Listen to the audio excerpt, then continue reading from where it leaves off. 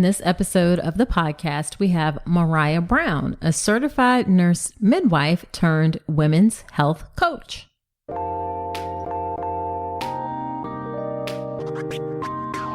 Welcome to the All About Pregnancy and Birth podcast. I'm Dr. Nicole Calloway Rankins, a board-certified OBGYN who's been in practice for nearly 15 years.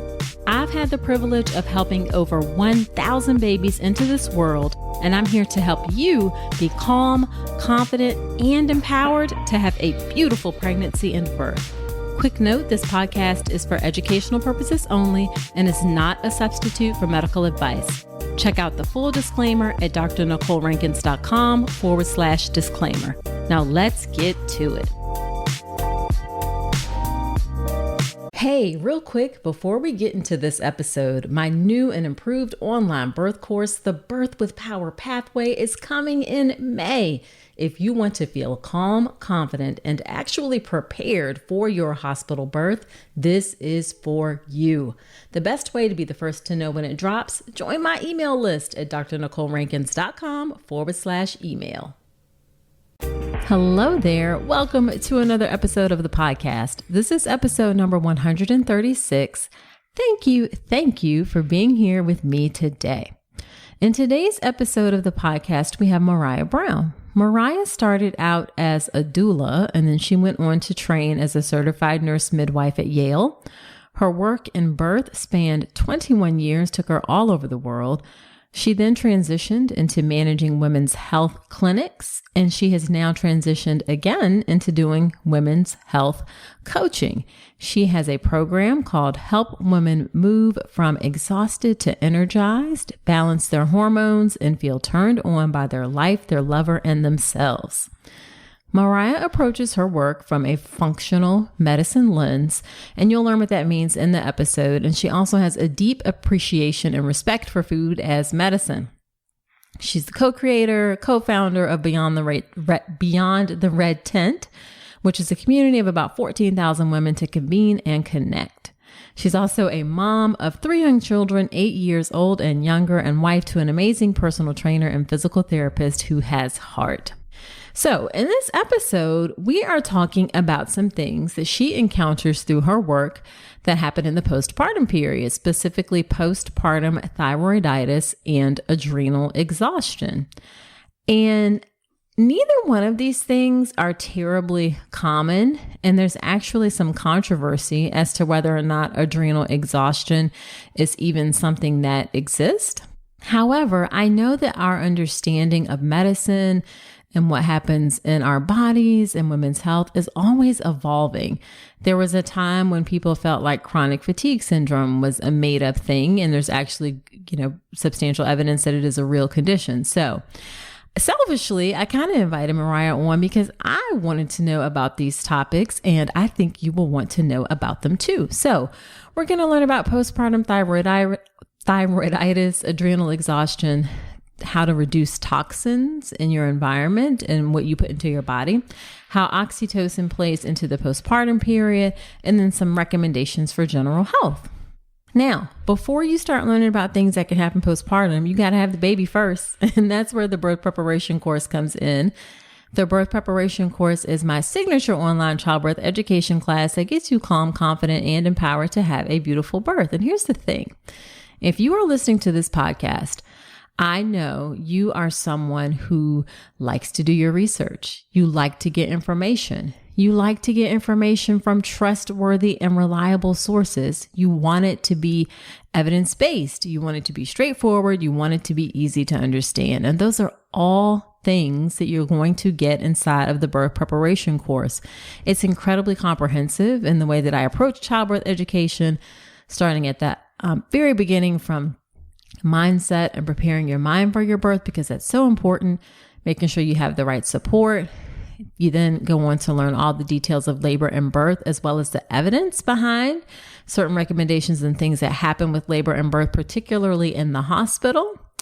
You are going to learn about some possible things that can occur because birth is an unpredictable process, and you want to be prepared to ride those unpredictable waves. And then, of course, you're going to learn how to get off to a great start postpartum, as well as how to make birth wishes that work. So I would be delighted to have you inside the birth preparation course, and I know that you will find it useful as well. Check out all the details at drnicolerankins.com/enroll. There's a 30-day money-back guarantee, so if for some reason you're not satisfied, you can just ask for your money back, no questions asked. Okay, let's get into my conversation with Maraya Brown.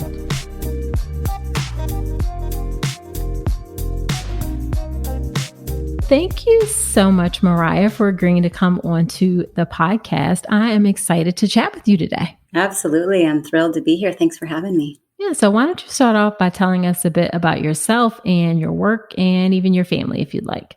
Sure. Yeah. So my name is Maraya Brown. I'm a certified nurse midwife by training. I went to Yale and finished in 2007. And I've been working with women for 21 years now. Just really passionate about initially working as a doula and then a midwife. And I've spent time as a midwife in West Africa and Central America and Haiti and all over the US. And just really, really, really love midwifing women through journeys of transition. And that's not only the transition to become pregnant and give birth, but also the transitions of postpartum and then perimenopause and menopause. I'm a mom of 3 children. They were all born at home. I've had 3 honestly ecstatic births. Just some of the most amazing experiences of my life. Mm-hmm. And my husband, who's a physical therapist and a man of heart, we live in Southern Oregon, and we did reside in Hawaii for 8 years. So I have a strong connection with the islands for sure. Nice. So obviously, when people think of midwives, we think of birth, but as you said, midwives can help transition through lots of different life stages. So what led you to focus your work or shift your work to specifically more of the postpartum period and transitioning to more of a women's health coach? Yeah. Part of it, honestly, boils down to sleep and time. If I was working in the hospital unit, I would do a 24 or 48-hour shift. If I was attending home births, always as the second midwife, I'm on call 24/7, and I had 3 little babies. They're currently 8 and younger. And so it was a quality of life piece. But then I was running the women's health in local practices. For the past 6 years, I've been with a functional medicine practice, and I ran the women's health, and just perpetually being reminded that women need support in all chapters of life. And one of my mottos is just midwife it. And I think of the midwife as the one that holds a woman's highest potential and is there to help a woman feel grounded and surrender and trust. And so I feel like even when I worked into Planned Parenthood, this was still the energy of midwifing it. And now I get to, at times, midwife my children, if they fall and crash their bike. And then becoming a women's health coach, I started an online platform that's called Beyond the Red Tent, and it just grew organically. I think it grew to 8,000 women in 5 weeks' time. It just It blew up. And for me, it was a big aha that there's a big need out in the virtual world for women to have answers and have a platform to be able to ask their questions and have a safe container. And as I was running that program and also working as a women's health provider, I kept vetting experts around the world that were doing online work. And what I realized is by showing up as a women's health coach, I get to work with women all over the world. And I get to bring in and incorporate all the aspects of the work that I've done, whether it's energetic or mindset work or nutrition or supplementation. And then obviously the foundational education that I've had over the years of being a provider. And now I simply get to be in my craft and help a woman, not just with the education and the solutions, but also the accountability and the hand holding, i.e. the midwifing it, that they're actually holding her hand and helping her breathe through the journey. And so now I'm not even seeing patients in the clinic at all anymore. All of my work is with women all around the world, profoundly showing up as a women's health coach. Yeah. Yeah. I love that. We all have to work, and it's a journey, and we have to, get there sometimes, but we all have to work to find the best way to use our gifts and talents and be of service to those gifts and talents, and also like live lives that are happy and fulfilling, and where we can do the things that give us joy. And it sounds like you've done that. Yeah. I remember reading the book, The Big Leap by Gay Henry. Yep. And this idea of my zone of genius. And what I realized is my zone of genius is I love reading the books and the research and taking all the information in, assimilating it, digesting it, and making it palpable to then convey it out to the women that I serve, and helping them use that in very practical, result-oriented action steps.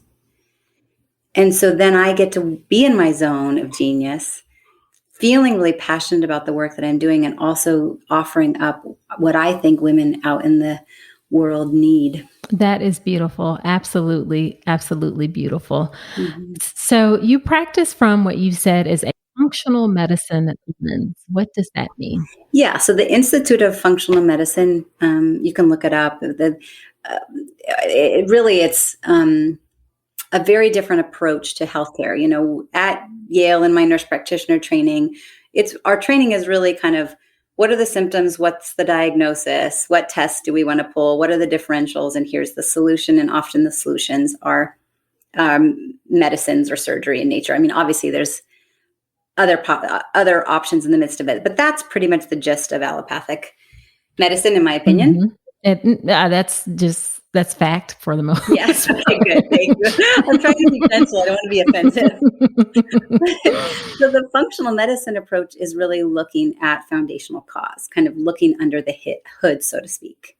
So as an example, when it comes to a woman feeling like her hormones are out of balance, sure, I could prescribe you some hormone replacement therapy, or put you on the pill, or maybe an antidepressant, or maybe just say, oh, here, take some topical DHEA or eat more phytoestrogens. But from a functional perspective, we need to look at the foundational cause, which is gut health and adrenal health and liver health and thyroid health, and all of that being the cause of the hormones going out of balance in the first place.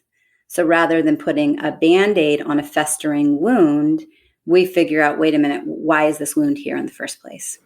And really, that should be the approach that we have in medicine for everything, really, is doing our best to try to figure out the underlying cause, because a lot of times the underlying cause is not best treated by the specific medication. It's better treated by something else. But it's very much so that in traditional medicine, we're sort of trained to put that Band-Aid on instead of digging underneath. I think we're trying to get better, but we have a ways to go. And, I'm not here to judge. The reality is most mainstream providers are really crunched for time. Mm-hmm. And a lot of patients are really looking for quick fixes. They might not actually want to look under the hood and have to look at themselves in the mirror and do the lifestyle changes. And so, that is working for some.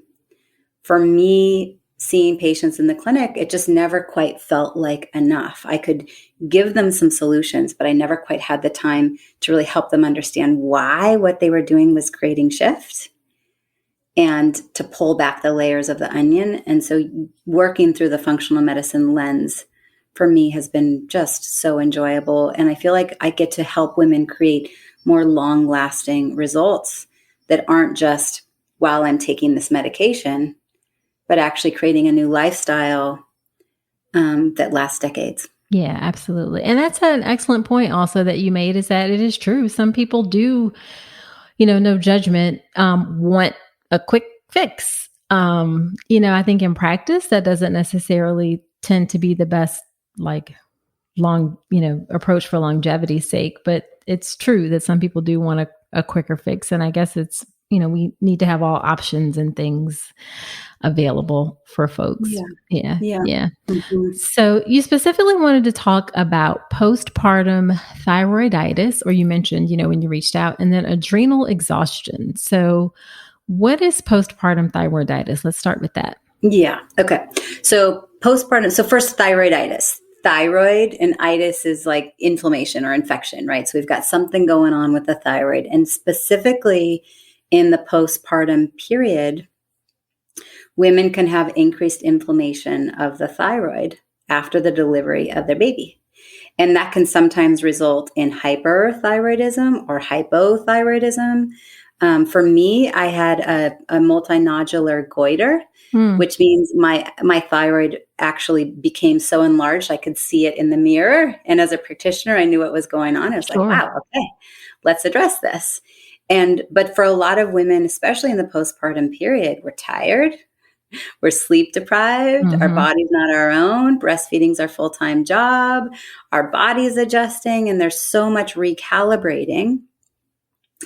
And during pregnancy, the thyroid is working very differently. And so that recalibration in the postpartum period often can end up with the thyroid going a little out of whack. And over time, if it's not addressed, it has a whole gamut of things that can show up that we really would prefer not happen. Gotcha. So how common does this happen? And what are some of those long-term things that could show up? Sure. So first, okay, common, it depends on who you ask. I mean, according to Cleveland Clinic, they say it's about 5% of women. Okay. I have a really hard time believing that. First of all, levothyroxine, the thyroid medication in synthetic form, is the most prescribed medication for women in the United States. Women, we have, for some reason, a really big issue with thyroid, particularly in the population of women. And I think part of the reason why, when you look up statistics of occurrence in the postpartum period, I think it's super underdiagnosed because women are simply too busy, right? Sure. We're too busy to go seen. We're not listening to our bodies. There's so many different moving parts. It's like, oh yeah, I'm tired, but it's probably just because I didn't sleep, right? And so what happens is I think there's a lot of thyroid conditions that go undiagnosed or underdiagnosed.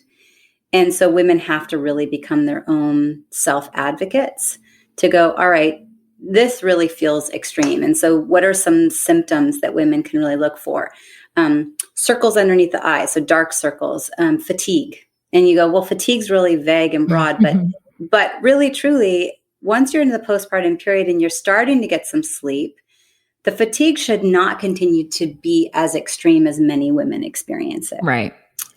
Difficulty with either getting the weight off or losing too much weight. Women that consistently are constipated, they're losing their hair, they're losing the outside of their eyebrows, they're having increased aches and pains in their bodies, they're needing caffeine to get up and go. There's some depression sneaking in. Is it postpartum depression? Is it something going on with the thyroid? Cold extremities, having a hard time maintaining hot and cold temperatures, or your hands and feet are always cold. A full feeling in the throat, change in voice, anxiety, insomnia, rashes, feeling sluggish, having dry skin. I mean, there's so many different ways. Even just insomnia, not sleeping, can actually go back to the thyroid. And so what happens is, over time, if a woman just kind of keeps sweeping it under the rug and isn't seen, or they're seeing a provider that isn't taking it seriously or isn't ordering the right tests, it goes under or undiagnosed. And now over time, it can actually end up being an autoimmune condition. Maybe you've heard of Hashimoto's or Graves'. And then the thyroid also is then communicating with the ovaries and the whole HPA axis, which, we hear of the adrenals, but your adrenals, your pituitary, and your hypothalamus, and they're all in conjunction working together. And so over time, it just continues to get worse rather than better. Gotcha. And then a woman might crash, which was actually my scenario. I had the postpartum thyroiditis with just a multinodular goiter. They had the ultrasound. They said everything's fine. Didn't really follow up with my labs because I was too busy and I was a provider. So for some reason, I was, maybe embarrassed or didn't want to go have the help. And then next thing I knew, after baby number 2, I completely crashed. And I was so tired. I remember thinking, like something is really wrong. Right. Like, am I dying? I Oh, was oh that my tired. gosh. Right, right, right. And I had no libido and I had no energy and I needed to nap with the kids. And no matter how much I was sleeping, I just couldn't get up and go. And I had the aches and pains in my body and I just couldn't find my mojo. And it's for me, my thyroid and my adrenals had crashed. Right, right, right. And I think it's very easy or very common that we're going to say this is because you have a new baby Right. and you're just adjusting and you're just adjusting, you're just adjusting. But, I feel like after, 6 months or so, baby should start sleeping more. You should start feeling more like that, you're going to be different after you have a baby, but you should start to feel more like normal. Yeah. And if things are persistent, then you need to look into some other possibilities why. And the filling up your own cup needs to start from the beginning. I remember with my first baby, if he was crying and needed to be fed, I would just sit down and put him on the boob. And then I'd be sitting there going, oh no, I forgot to get my water. I need to go pee. I didn't empty my bladder first. And as we move along and have more children, or somehow we have a mentor or midwife that helps us learn that we have to set boundaries and put on our own oxygen mask first. Well, now, okay, he's crying. It's okay if he cries for an extra few minutes. I'm going to go empty my bladder. I'm going to go get myself some water and a book to read, maybe get myself situated and comfortable. And now I'll let him breastfeed so that mom is also taken care of. Yeah. And I say this all the time that in order for your during your pregnancy, when you have a newborn, when you have a child, as they grow older, in order for them to be the healthiest that they can be, it requires that you as the parent are the healthiest that you can be. Yeah. And it's something that we, especially in our society, we're taught a lot to kind of that sacrificial sort of approach to parenthood. And I disagree that that's the right approach. And it also teaches your children, particularly girls, and I'm getting in a little bit of a soapbox here, that sacrificial approach is necessary, and it's not.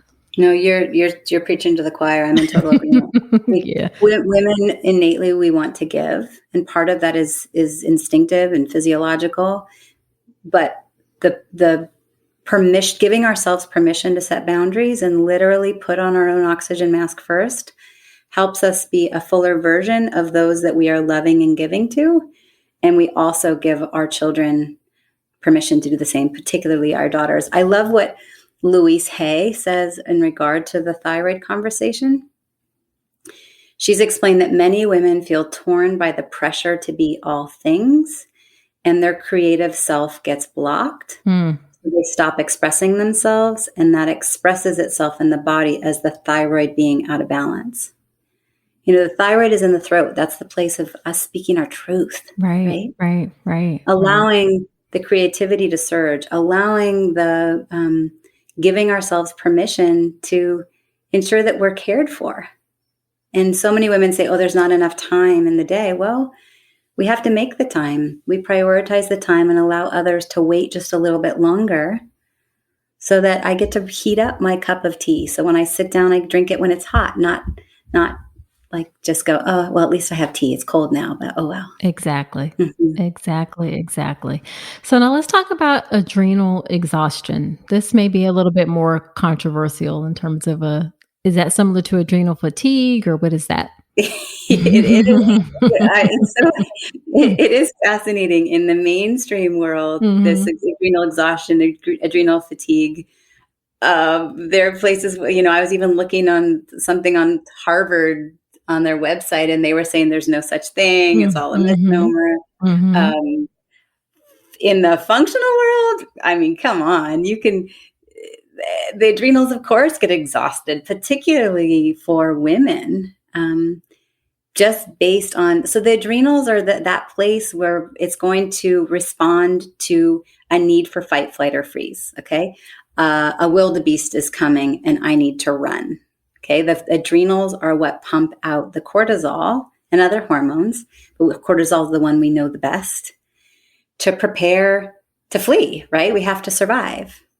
And the reality is we're not living in a time where we have to worry about a lion or a wildebeest, but we are dealing with the onslaught of pressure all of the time. Yep. We worry about our finances. We worry about our safety. We worry about, in today's world, stepping outside and feeling judged or misunderstood. And in a pandemic, is it safe for me to be near another individual? We are bombarded with toxins in the environment. I mean, newborn babies now, looking at cord blood, they've found as many as 250 toxins in the cord blood of newborn babies.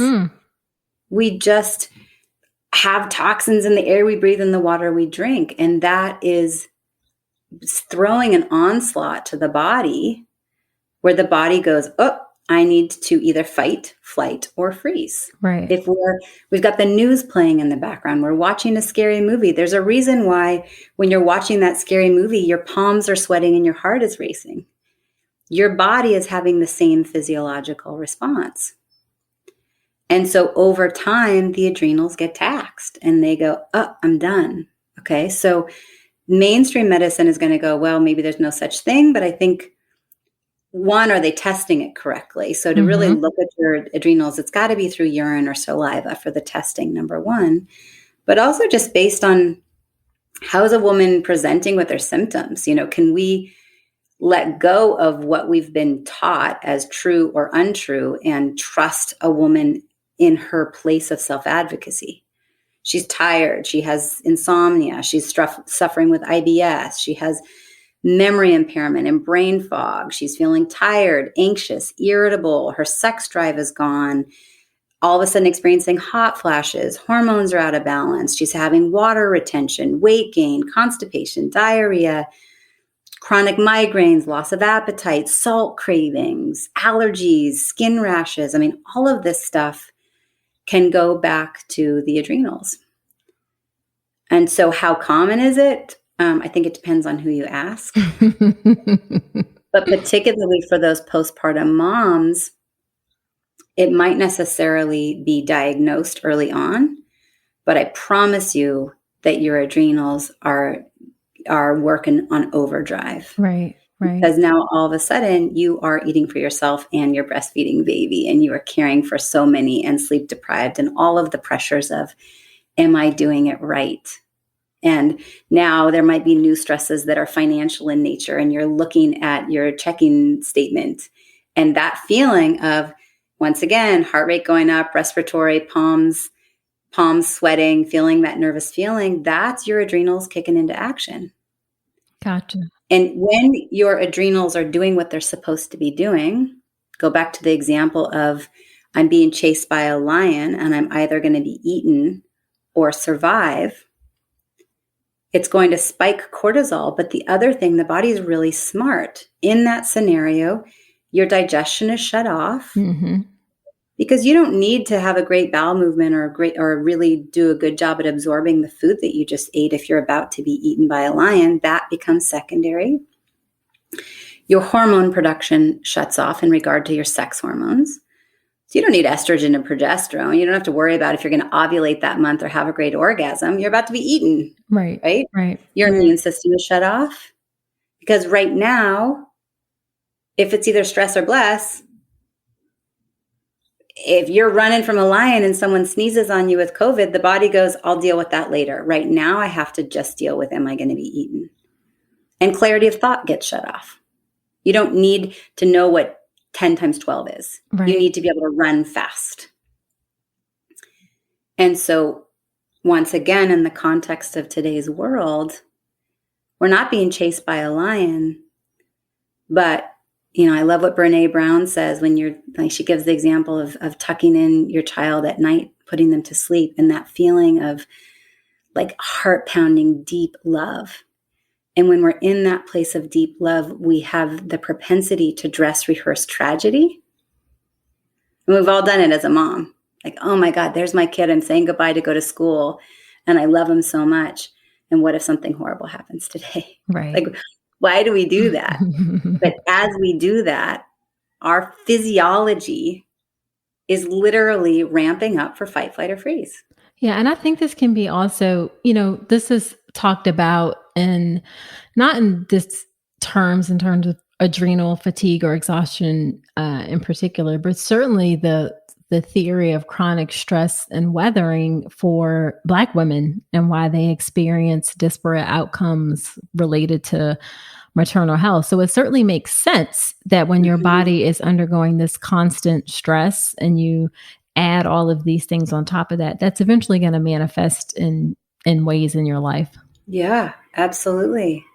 The environment that you're living in, the stress that you're being exposed to, the expectations in society, all of it. 100%. 100%. Yeah. So you talked about, or you mentioned how, in terms of dealing with some of these things, you talked a bit about self-care, which is of course important. And then what about toxin reduction? And then we'll talk about oxytocin and how the quote unquote love hormone, and just overall gut, thyroid, the adrenal health. So let's talk about toxin reduction. What do you mean by that? Yeah. So once again, our body is dealing with the onslaught of stress that comes from all different places. I say it comes in through your eyes, your mouth, your skin, your ears, your nose, and your heart. Right? So we often think about what we're eating in regard to toxins, right? Are you eating McDonald's or are you eating a great organic salad, right? That's a very different toxic load. But also, what are you putting on your skin? Are you making sure that it's a fragrance-free, paraben-free, toxin-free lotion or not? Right? Are we storing our food in plastic and drinking water through plastic bottles? Or are we finding other ways around it to decrease toxic load? But also, what are we smelling? Toxins come in through our nose, even just fingernail polish and hair dyes, all of that. But then what are we looking at? And what is coming into our heart when you're scrolling through Facebook? Whose Facebook page are you paying attention to? And is it making you feel agitated and stressed out? In my mind, that's a toxic load on your body. That makes perfect sense. Yeah.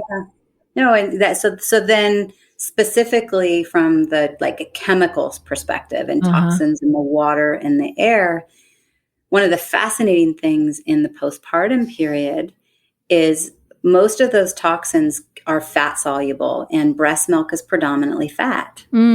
So a breastfeeding woman has the benefit of a tremendous toxic unload when she's breastfeeding. I remember one of the IFM conferences I went to, I think it was as much as 30% of a woman's overall toxic load gets unloaded when she's breastfeeding. The challenge is those toxins are all going through the fat-soluble milk directly into our babies. Right. And that's not ideal. No. So we have got to, even ideally before pregnancy, during pregnancy, and while breastfeeding, decrease that overall toxic load. So ewg.org is a great resource. Check the products that you're using from a beauty care perspective, your lotions, your shampoos, conditioners, your makeup.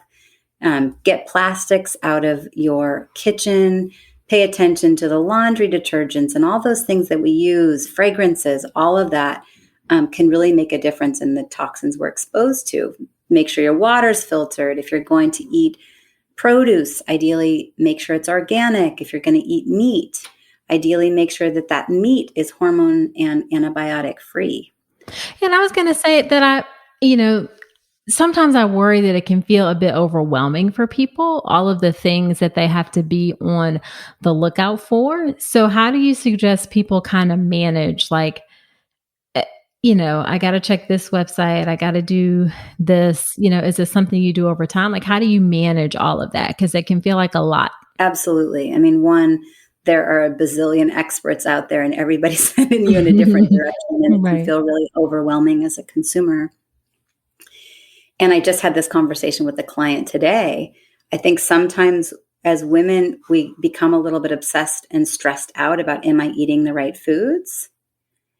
And if the journey of trying to clean up your diet is adding stress to your body, I don't think we're really making a whole lot of progress. And it's the same with the toxin reduction. If it feels obsessive, and it feels like a source of stress, okay, well, here we go back to giving ourselves permission. All right.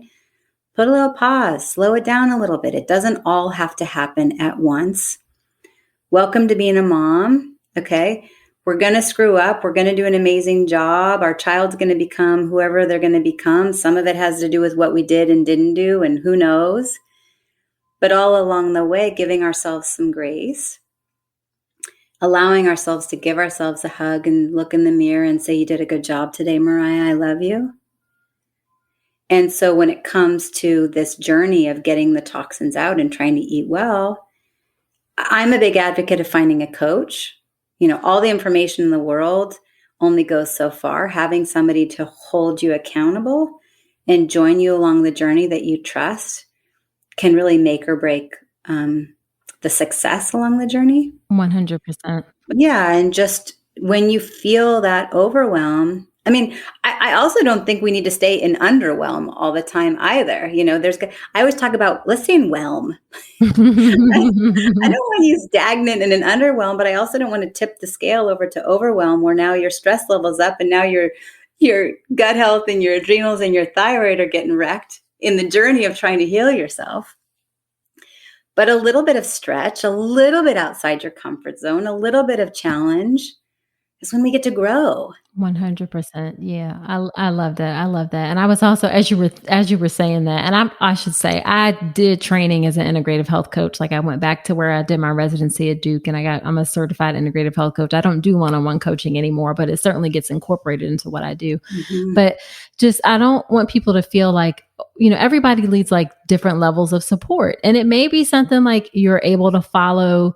Coaching can look different for different people. Some people may need like hand holding one-on-one. Some people may be fine with like a program that they can follow on their own. Like, it doesn't have to be a huge thing necessarily. You just want to find what works best for you. Yeah. And someone that you trust. Mm-hmm. I think once again, there's so many experts out there. I think it's important that women don't jump. We can't expect super quick results. In the pharmaceutical world, you take a pain medication, you're feeling better within, maybe 30 minutes. You could take an antibiotic and there should be a shift within 24 hours.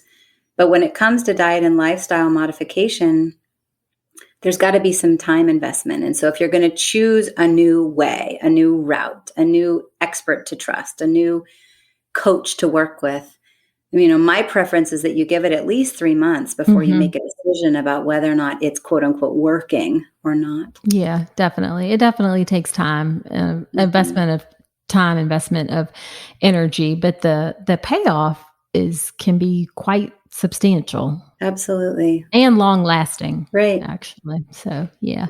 So what do you mean by maximizing oxytocin? I have a feeling where this is going, but yeah. What do you mean by that?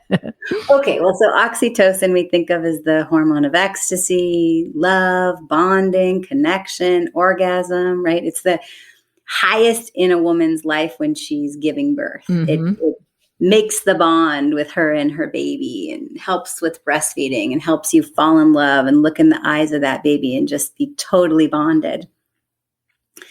What's interesting in the oxytocin conversation in the context of what we're talking about is, and this was, John Gray talks a lot about this. He's the one that wrote Men Are From Mars, Women Are From Venus. Uh-huh. So he says that women just anticipating being nurtured, loved, understood, seen will actually have oxytocin increase. Oh, wow. And what women do to help lower stress is they use their oxytocin.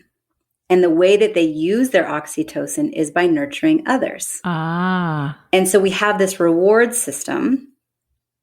If I'm feeling a lot of stress, I'm going to go out and nurture others. I'm going to give more so that my stress response goes down and I feel great. But now what's happening is a woman's oxytocin is all used up. So maybe her feeling of stress goes down, but her oxytocin has gone up. But now she goes back to giving more because she's feeling stressed again. Right. And so it's this loop. And so there's got to be the balance between, okay, we're going to bond. We're going to cuddle with our babies. We're going to hug chest to chest anyone that we have access to in a social distancing climate. If you have access to someone where you can touch and hug, that will help your oxytocin. It will help you feel connected and bonded and loved and loving. If you can experience orgasm on a regular basis, there are great benefits to that from an oxytocin perspective. And you will feel more connected to your community, more connected to your baby, more connected to yourself. But then we also have to look at this push and pull behind stress levels and how we take that stress and give more. So we go back to the conversation around boundary setting and putting on my own oxygen mask first. Right. To go, do I need to take a little pause and go, am I so stressed out? And I'm over giving as a woman because that's what I do in times of stress. And from a physiological standpoint, that makes sense. Now I'm increasing my oxytocin so I can feel loved and connected. Mm-hmm. But the detriment is now I'm ending up actually feeling more depleted. Gotcha. Mm-hmm. And then the final thing is just what are some things you recommend for supporting overall gut, thyroid, adrenal, liver health? Oh, there's so many. Mm-hmm. We can maybe pick like 2 or 3 things. Okay. So let's say gut. In an ideal world, think about what are you going to take out? I would love it if you could cut out gluten and dairy. Sugar too would be lovely. Oh my goodness, Maraya. And so we just do one thing at a time, right? And we figure out what is doable during this time of life. Right. Knowing that those things really wreak havoc on our gut health. And the gut is the foundation. 70% of our immune system lives in our gut. Mm-hmm. It is considered the second brain. We're 10% DNA, 90% microbiome. The gut is really where we go back to foundationally. And so then what do we replace it with? Lots of plants, every color, every day, more variety, the better. If you could just look at your plate and go, all right, half my plate has been picked from a vine or a bush. It's fruits, vegetables, and berries. Eating a probiotic-rich diet, such as your sauerkraut and yogurts and kefir and kombucha and miso, that kind of thing. From a thyroid perspective, speaking your truth. Remember, the thyroid lives in the throat. That's the area of the truth. Right. But also toxin reduction. This is controversial, but fluoride. Dentists are going to say we need to increase our fluoride for dentition. Fluoride wreaks havoc on our thyroid. And so if your thyroid is feeling out of balance or you are a woman in postpartum with postpartum thyroiditis, explore using fluoride-free toothpaste and filtering it out of your water. Oh, interesting. From an adrenals perspective, put on your own oxygen mask first. I'm also a big advocate of adaptogens and for women making adaptogen elixirs every day. If you go to my website, marayabrown.com, I have free adaptogen elixir recipes there that you can grab. What is an adaptogen? Yeah, so an adaptogens all come from the plant, mushroom, herb kingdom. And what they do is they go into the body and help the body better adapt to stress. So some that you might have heard of, many people have heard of ashwagandha, green tea, dark chocolate, maybe cordyceps, reishi, shatavari. There's a lot of them at lion's mane. There's a lot of different adaptogens. So an adaptogen elixir, you're going to take the adaptogen, a quality source of protein. My preference is collagen, unless you're vegan. And then a quality fat, you emulsify them and then use that as your hot beverage. And so, for instance, cordyceps is a great one for increased energy. Ashwagandha is great for thyroid, whatever it may be. It's a great way to support the adrenals and the immune system and your energy level foundationally. And then just watching stress levels. Obviously there's a lot of stress that we can't necessarily change externally. Sure. But we can change the way that we react to it. And we could do a better job at filtering it out. Yeah. So do you really need the news playing on in the background? Do the friends that you're watching on Facebook or Instagram that their posts stress you out or feel toxic, can you filter that out a little bit more? Yep. And stay in your place of baby bliss, postpartum bliss, mommy bliss. And then from a liver health perspective, the liver, that liver, we got to be so grateful for our liver. It is just working all day, 500 different roles and responsibilities. It's working all the time. Anything that comes in, it's getting filtered through the liver. And so, obviously reducing alcohol intake is one big one for liver, but eating your bitters, okay, your dark greens that are on the bitter side, your chicory root, your dandy blend tea, all that is going to support liver function. For some women, helping with what's called methylation, which is going to be, maybe a methylated B complex. There's different ways to support the liver. But one key thing, just to go, let's just keep it real. Are you pooping every day? Okay. Yep. All of these, I can tell you, are doing well or not based on every day, at least once a day, ideally more than once a day, you're having a healthy, regular bowel movement. You can look at the Bristol stool chart. You'd want to have a bowel movement that kind of looks like a soft banana, right? It's formed. It's not smoothie poop. It's not constipated little ball poop. Right. If you're having regular bowel movements, that tells me your gut is healthy. It means your body's detoxifying. It means your liver's working well. Your thyroid's working well. And so if that's not the case, we got to look under the hood and figure out what aspect really needs to be addressed. Are you getting enough fiber? Are you hydrating well? Are you overdoing it on caffeine? Right? So anyway, that's kind of a long answer. No, but all great advice. And again, I don't want anyone to feel like, she's talked about a lot of things. Give yourself some grace. Mm-hmm. And we're all works in progress. And maybe I'm speaking, from the perspective of being a little bit on the other side, in my 40s later, I'm 45, almost 46, and having had the experience of living, but, just don't beat yourself up. You just keep doing a little bit, and it gets easier and it gets more comfortable, and just give yourself some grace. Yeah. And allow it to be, from an energetic perspective, it's not that I'm depriving myself of this thing. It's I'm making a choice to lean towards what I know serves me. Mm-hmm.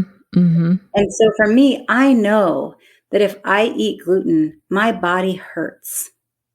If I drink more than a glass of wine, I feel like trash the next day. Right.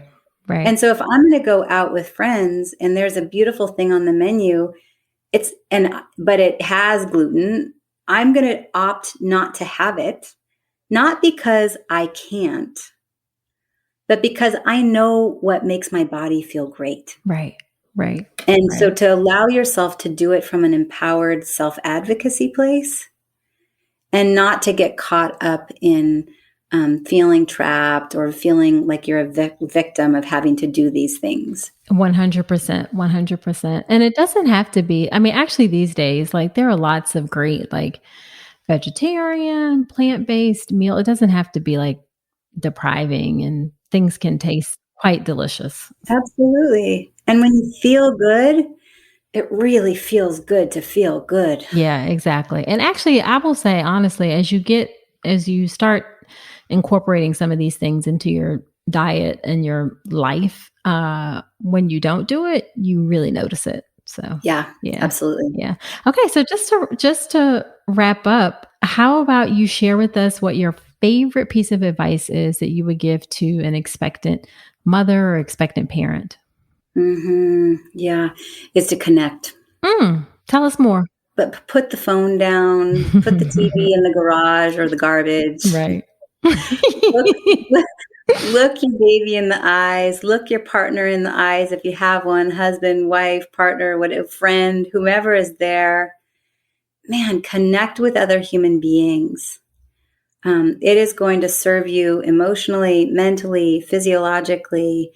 And you can't give your baby too much love. There's no such thing as spoiling your baby. Nope. Nope. Not at all. Yeah, they know so much more than what we give them credit. Like just because they haven't learned to use the words and communication in our adult world, I promise you, they are aware of everything. They are feeling what you feel, and they are observing the energy in the room. So connect. And once again, like we said, allow yourself to give yourself permission to prioritize you. Yes. So that cup is overflowing, and the you that your baby and your friends and your partner is experiencing is a bubbling over, fuller version of you. And it gives all of them permission to do the same. Love it, love it, love it. That is such outstanding advice, and something that we have to hear. Sometimes, guys, we have to hear things over and over again in order for it to set in. I know this is a message that I have to tell myself. So like, just take it in and take little bits of it, and it'll stick. It will stick. Yeah. Yes. You can set timers on your phone to limit your social media time. I mean, I say an absolute max of 2 hours a day with TV time. Yeah. And that's a lot, y'all. That's a lot. Yeah, that's actually a lot. All right. So where can people find you if they want to learn more about you and your work? Yeah, absolutely. So marayabrown.com is one place. It's MARAYA Brown.com. And like I said, when you're there, you can grab those free adaptogen elixir recipes, use them, drink them, enjoy the benefit. And I also offer up a free breakthrough call for any woman. If you're listening and you're going, wow, this is really fascinating, I'd like to learn more. I gift an hour of my time just to go, what's not working? What have you tried? And see if I can point you in the direction of solutions. For some women, I offer them a spot to work with me. For others, that's not where it feels like is going to serve you the best. And instead, I point you in the direction of some other solution. Through Beyond the Red Tent, I've been vetting online experts for years now. And so I've got lots in my back pocket to be able to point you in the direction of solutions based on kind of how committed you are and how much time and energy you have and what you've already started. I also run 2 Facebook groups. One is Beyond the Red Tent, like I mentioned. And that one, we've got about 14,000 women. And this podcast will be shared there. And that's just a space for women to share with women. And then I bring in vetted experts kind of like this, but in Facebook group rather than podcast form, and interview them about women's health related solutions. And then my smaller Facebook group is called Women Rockin' Their Energy, Hormones, and Libido. And that's just to kind of get a better feel for kind of how I work and give some solutions specifically for women of all ages to really tackle the exhaustion, the feelings of hormones being out of whack, and the changes in libido. I will say libido, yes, it's a sexual term, and particularly postpartum. So many women feel overtouched and just no desire. And so I do work with women a lot around the libido conversation. But I feel like a lot of it is from the perspective of feeling turned on by your life, your lover, and yourself. And so, even I mentioned your zone of genius and how you're talking to yourself in the mirror, all of that plays out in just feeling passion. And so anyway, that's Women Rockin' Their Energy, Hormones, and Libido. And I'm sure there's going to be social media handles in my website in the description, wherever it's going to be here on this podcast. Indeed. Well, thank you so much, Maraya, for agreeing to come on. This has been a really informative and helpful conversation. And I'm sure some folks will take you up on that free consult discussion for sure. Absolutely. Looking forward to it.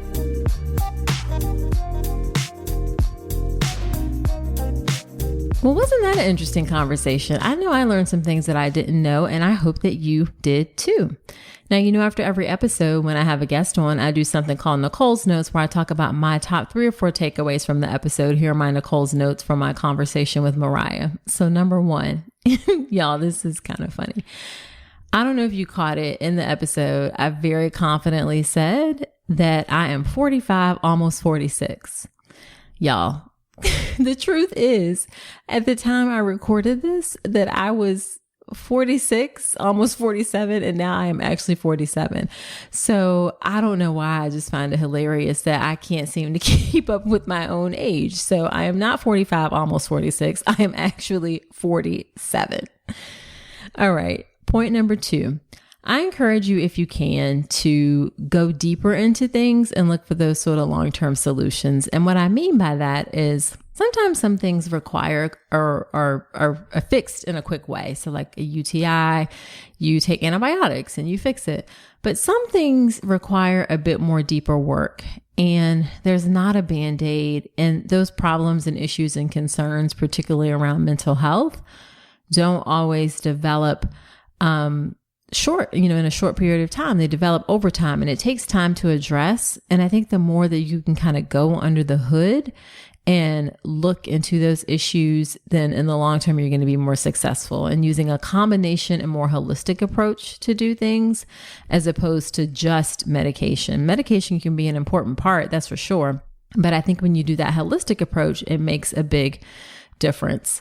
Now, that is, of course, what I do inside the birth preparation course, is a holistic approach to getting you ready for your birth, and not just understanding what's happening in your body, but also what's happening in your mind. And in some ways, things like, social media posts and following accounts and things like that is kind of that superficial level. And if you really want to get that deeper understanding and knowledge, you need that deeper level. So come join me in the birth preparation course to get that deeper level for childbirth education. Again, that's drnicolerankins.com/enroll.